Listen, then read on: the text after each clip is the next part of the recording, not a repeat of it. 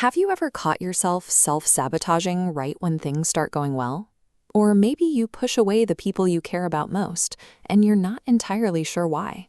To understand why we do this, we can look at this simple model.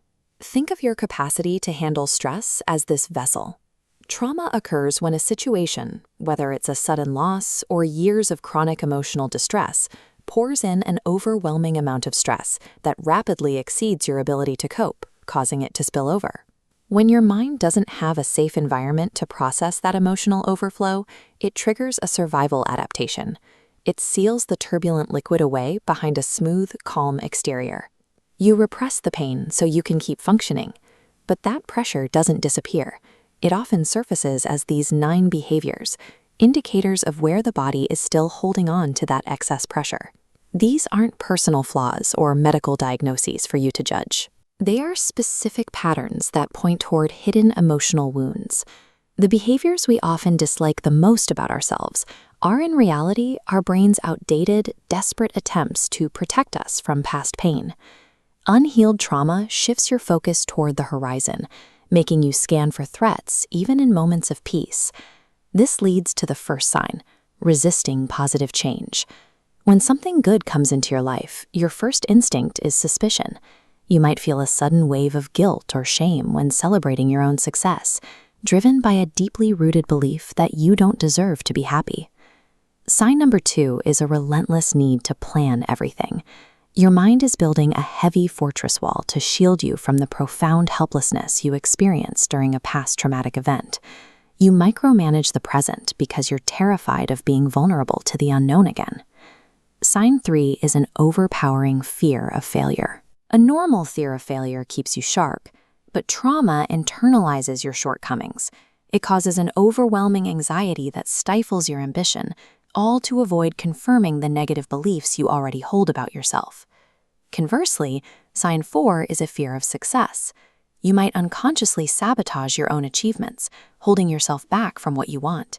You do this to avoid the anticipated pain of eventually losing whatever you gain. These 4 behaviors function collectively as a preemptive defense system. Your brain intentionally keeps you grounded, so you never reach a height you could fall from. But defending against the future takes a massive toll on the present. The ongoing effort of repressing all those negative emotions eventually exhausts your brain's daily capacity. If we look at the brain's processing network, we see sign number 5, difficulty concentrating. Those memory gaps, blackouts, and persistent brain fog aren't random. That is your mind overloading, diverting its processing power to manage the backlog of trauma. Even in that state of overload, sign 6 is having trouble asking for help. You choose to suffer in silence, cutting yourself off because the fear of being judged, rejected, or appearing vulnerable outweighs your need for support. That isolation often leads to sign 7, hurting yourself or others. With your system overloaded, intense feelings bypass rational thought. You become emotionally volatile, lashing out at the loved ones who try to get close. Sign 8 is deeply rooted low self-esteem. Early childhood experiences of abuse, neglect, or abandonment can permanently skew your self-image, leaving you struggling with intense, persistent feelings of worthlessness. Finally, sign 9 is unexplained psychological symptoms. Sudden surges of anxiety, feeling entirely detached from your body, and severe sleep disruptions are the final warning signals from your system. When your conscious mind refuses to process past pain, your physical nervous system is forced to carry the burden.